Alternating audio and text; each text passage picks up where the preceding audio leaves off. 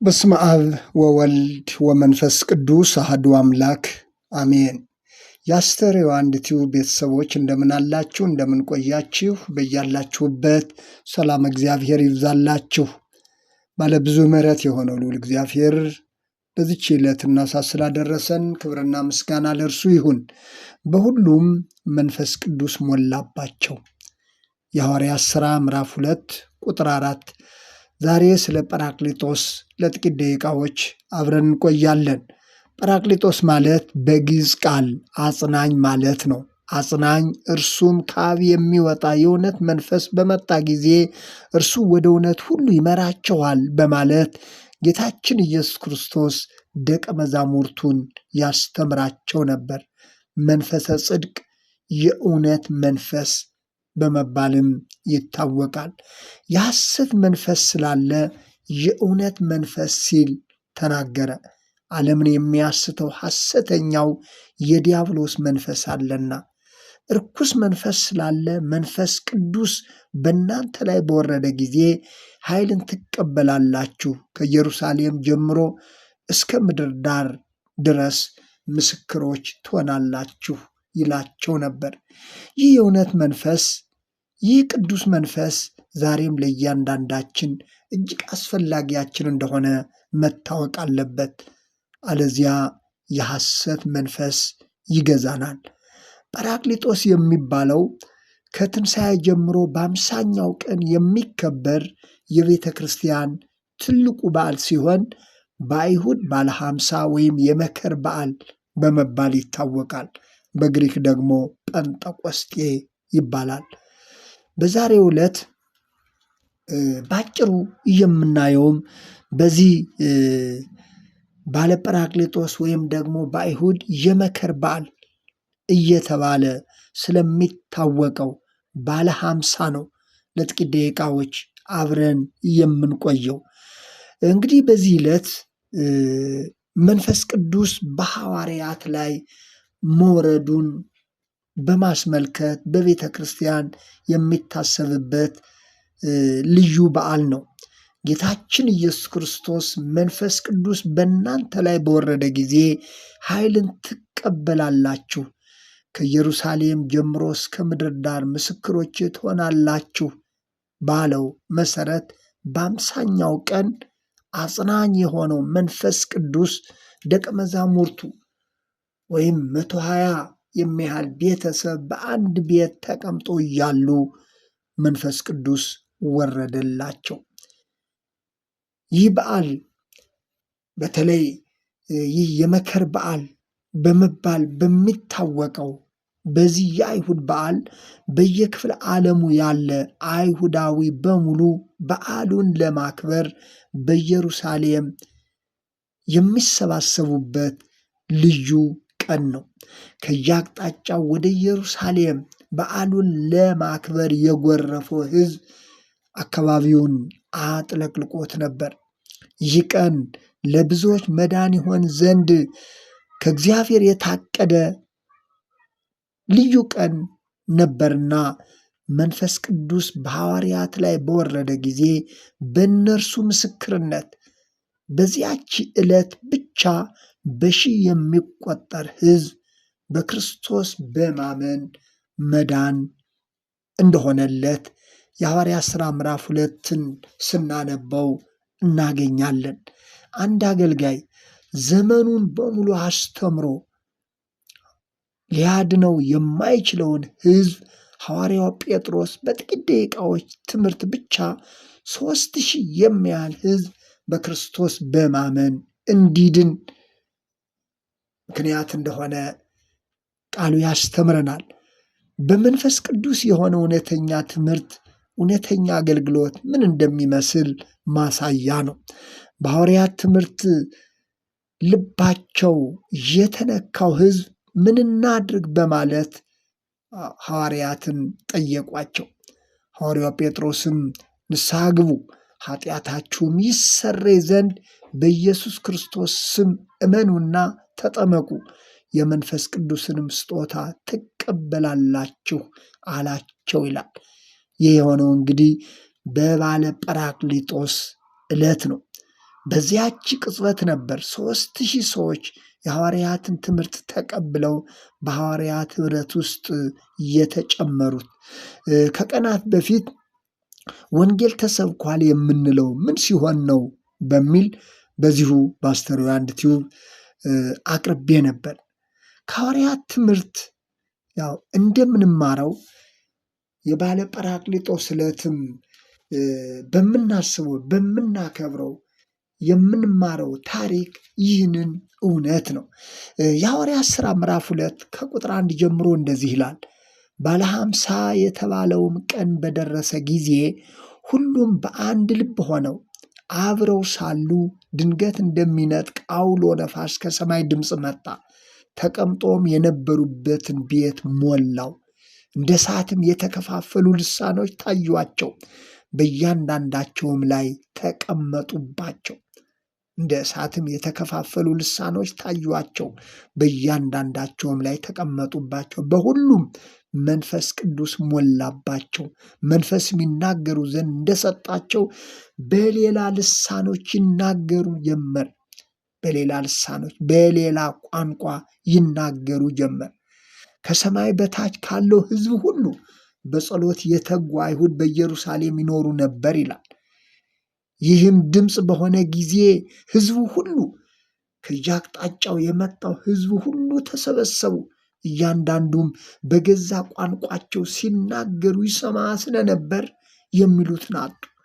ተገርመውም ተደንቀውም እንዲህ አሉ፣ እነሆ እነዚህ የሚናገሩት ሁሉ የገሊላ ሰዎች አይደሉምን? እኛም እያንዳንዳችን የተወለድንበትን የገዛ ቋንቋችንን እንዴት እንሰማለን? በማለት ተደነቁ። በዛ በኢየሩሳሌም በበዓሉ ላይ የተገኘው ከየአቅጣጫው የመጣውን አይሁዳዊ የተሰባሰበበትን አካባቢ ወንጌላዊ ሉቃስ በሐዋርያት ሥራ ላይ በዚሁ ምዕራፍ ላይ ሲገልጽ የጳርቴና የሜድ የኤላሜጤም ሰዎች በሁለት ወንዝም መካከል በይሁዳ በቆጶዶቅያም በጳንጦስም በእስያም በፍርግያም በጵንፍልያም በግብፅም በቀሬናም በኩል ባሉት በሊቢያ ወረዳዎች የምንኖር በሮሜም የምንቀመጥ አይሁድ ወደ ይሁድነትም የገባን የቀርጤስና የአረብ ሰዎች የእግዚአብሔርን ታላቅ ሥራ በልሳኖቻችን ሲናገሩ እንሰማለን ብለው ተገረሙ ይላል። ተገረሙ። በዓሉን ለማክበር ከየአቅጣጫው የመጣው ሕዝብ በእያንዳንዱ ከመጡበት አካባቢ ይዘውት የመጡትን ቋንቋ የሚናገሩትን ሰዎች በሰሙ ጊዜ ሐዋርያት በእያንዳንዳቸው ቋንቋ ሲናገሩ ሰምተው ተገረሙ። አንዳንዶች ደግሞ ለዚህ እውነት ለዚህ መዳን ያልታደሉ አንዳንዶች ደግሞ ያፌዙባቸው ነበር። ጉሽ የወይን ጠጅ ጠግቧል በማለት የሐዋርያትን አገልግሎት በመንፈስ ቅዱስ የተናገሩትን ይህንን ቋንቋ ለማጣጣል ሞከሩ። በዚህን ጊዜ ነበር ሐዋርያው ጴጥሮስ ከ11 ጋር ይላል ከ11 ጋር ቆመው ጴጥሮስ ድምፁን ከፍ አድርጎ እንዲህ ሲል ተናገራቸው። አይሁድ በኢየሩሳሌምም የምትኖሩ ሁላችሁ ይህ በእናንተ ዘንድ የታወቀ ይሁን፣ ቃሎችንም አድምጡ። ለእናንተ እንደመሰላችሁ እነዚህ የሰከሩ አይደሉም፣ ገና ከቀኑ 3 ሰዓት ነው።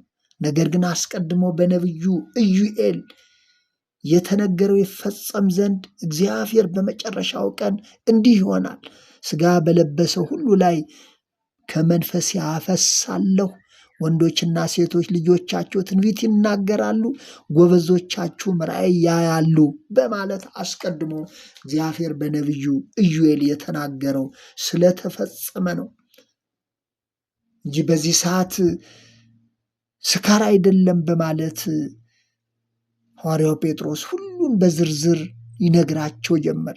በመቀጠልም የእስራኤል ሰዎች ወይ ይህን ቃል ስሙ፣ ራሳችሁ እንደምታውቁ የናዝሬቱ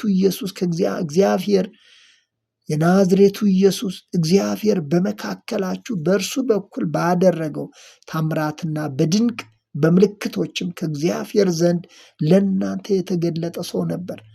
እርሱንም በእግዚአብሔር በተወሰነው ሐሳቡና በቀደመው እውቀቱ ተሰጥቶ በአመፀኞች እጅ ሰቀላችሁ፣ ገደላችሁትም። እግዚአብሔር ግን የሞትን ጣር አጥፍቶ አስነሳው፣ ሞት ይዘው ዘንድ አልተቻለውም በማለት ሲናገር በዚህን ጊዜ የብዙዎች ልብ ተነካ። የብዙዎች ልብ ተነካ። የሆነውን ሰምተው የሆነውን ነገር አይተው በሐዋርያው ጴጥሮስ ይህ ትምህርት ሲነገራቸው ብዙዎች ልባቸው ተነካ። ምን እናድርግ በማለትም ሐዋርያትን ጠየቋቸው። በመግቢያ ላይ እንደገለጽኩት ልባቸው የተነካው ይህ ሕዝብ ምን እናድርግ ባሏቸው ጊዜ ሐዋርያው ጴጥሮስ ንስሐ ግቡ፣ ኃጢአታችሁ ይሰረይ ዘንድ እያንዳንዳችሁ በኢየሱስ ክርስቶስ ስም ተጠመቁ፣ የመንፈስ ቅዱስን ስጦታ ትቀበላላችሁ አላቸው። በዚህን ጊዜ አምኖ የተጠመቁት 3,000 የሚያህል ሕዝብ ነበር። ቃሉንም የተጠመቁ በዚያን ቀን ይላል 3,000 የሚያህል ነፍስ ተጨመረ። በሐዋርያት ኅብረት ገብተውም በክርስቲያኖች ኅብረት ውስጥ ቀጠሉ። ይህ ሁሉ የሆነው ታዲያ ጰራቅሊጦስ በምንለው ባለ 50 በምንለው ዕለት የተፈጸመ በሐዋርያት ላይ መንፈስ ቅዱስ ከወረደላቸው በኋላ በተገለጠላቸው በተሰጣቸው ቋንቋ በተናገሩ ጊዜ ብዙዎች ይህንን ሰምተው በእጅጉ አደነቁ፣ መዳንም ሆነላቸው። እንግዲህ እንደሰማነው ይናገሩ ዘንድ በመንፈስ ቅዱስ የተሰጣቸውን ቋንቋ ለእግዚአብሔር ክብር ለሰው ልጆች መዳን እንዲውል ያደረጉ ሰዎች ናቸው። ኦሪት ዘፍጥረት ምዕራፍ 11 ላይ አንድ የሚያሳዝን ታሪክ አለ። እግዚአብሔር የሰጣቸውን አንድ ቋንቋ የተሰጣቸውን ቋንቋ ከእግዚአብሔር ክብር ይልቅ የራሳቸውን ስም ለማስጠራት ለራሳቸው ዝና ለራሳቸው ክብር ሲሉ ኑ ለእኛ ከተማና ራሱ ወደ ሰማይ የሚደርስ ግንብ እንስራ፣ በምድር ላይም ሳንበተን ስማችንን እናስጠራ ብለው ተነሱ። በዚህን ጊዜ እግዚአብሔር አዘነባቸው፣ ቋንቋቸው ተደበላለቀ፣ እነርሱም ተበተኑ ይላል የእግዚአብሔር ቃል። እንግዲህ እነዚህ ሰዎች እግዚአብሔር በሰጣቸው ቋንቋ እግዚአብሔርን የፈተኑ እግዚአብሔርንም ያሳዘኑ ሰዎች ናቸው። ቅዱሳን ሐዋርያት ደግሞ ከእግዚአብሔር በተገለጠላቸው ቋንቋ ወይም ልሳን ለእግዚአብሔር ክብር ለሰው ልጆች መዳን የሚሆነውን አገልግሎት አበረከቱ። እንግዲህ ከዚህ ታሪክ እኛም እያንዳንዳችን የምንማረው መሰረታዊ ነገር ቢኖር እግዚአብሔር በሰጠን ቋንቋም ይሁን እግዚአብሔር በሰጠን ነገር ሁሉ ለቤተ ክርስቲያን ጥቅም ለሰዎች መዳን የሚሆነውን አገልግሎት ማገልገል እንደሚገባ ለእያንዳንዳችን ትልቅ ትምህርት ነው። ይሁንና እንዳለመታደል ሆኖ እንግዲህ በዘመናችን በተለይ በዚህ ወቅት እንደ ሀገር የምናየው ብዙ የሚያሳዝን ነገር አለ። በእኛ ዘመን ቋንቋን ለወንጌል አገልግሎት ለሰው ልጆች መዳን ለቤተ ክርስቲያን ጥቅም ከመዋል ይልቅ ለልዩነትና ለጥላቻ አገልግሎት ሲውል የምናይበት አጋጣሚ ሆነዋል። አሁን ላይ ቤተ ክርስቲያን ውስጥ የልዩነትና የመከፋፈል የጥላቻ ምክንያት ሆኖ ከቀረቡት ነገሮች መካከል አንዱ ቋንቋ እንደሆነ የምናየው እውነት ነው። ሕዝቡን በቋንቋችን እናስተምረው፣ ሕዝቡን በቋንቋችን እናገልግለው፣ ሕዝቡን በቋንቋችን ወደ እግዚአብሔር እናቅርበው። እንዲህ አይነት እይታ ያለው ሰው ካለ እጅግ የታደለ ነው። ነገር ግን እየሆነ ያለው ለወንጌል ሳይሆን ለልዩነት፣ ቋንቋ ለብሔር፣ ቋንቋ ለልዩነት፣ ቋንቋ ለመለያየት ምክንያት ሆኖ፣ ቋንቋ ለጥላቻ ምክንያት ሆኖ ቤተ ክርስቲያን በልዩነት መንፈስ ውስጥ በልዩነት አደጋ ውስጥ እንድትወድቅ ምክንያት የሆነውን አጋጣሚ እያየን ነው።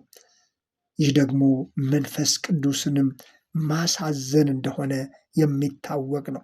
ጰራቅሊጦስ መንፈሰ ጽድቅ የእውነት መንፈስ የተባለውን ለእውነት አገልግሎት ለቤተ ክርስቲያን ጥቅም ለሰው ልጆች መዳን ለእግዚአብሔር ክብር ማዋል ሲገባ ለልዩነትና ለጥላቻ መዋል ምን ያህል አሳዛኝ እንደሆነ የሚታወቅ ነው። ሐዋርያው ቅዱስ ጳውሎስ ከእግዚአብሔር የሆነውን መንፈስ እንጂ የዓለምን መንፈስ አልተቀበልንም አለ። አንደኛ ቆሮንቶስ ምዕራፍ 2 ቁጥር 12 ላይ ከእግዚአብሔር የሆነውን መንፈስ እንጂ የዓለምን መንፈስ አልተቀበልንም። የዓለም መንፈስ የልዩነት የጥላቻ ሲሆን የእግዚአብሔር መንፈስ ደግሞ የአንድነት መንፈስ፣ የእውነት መንፈስ እንደሆነ ይታወቃል። በዚህ የእውነት መንፈስ እንድንመላለስ እግዚአብሔር ይርዳን። ክፍል 2ን በቀጣዩ እየላችሁ እቀርባለሁኝ።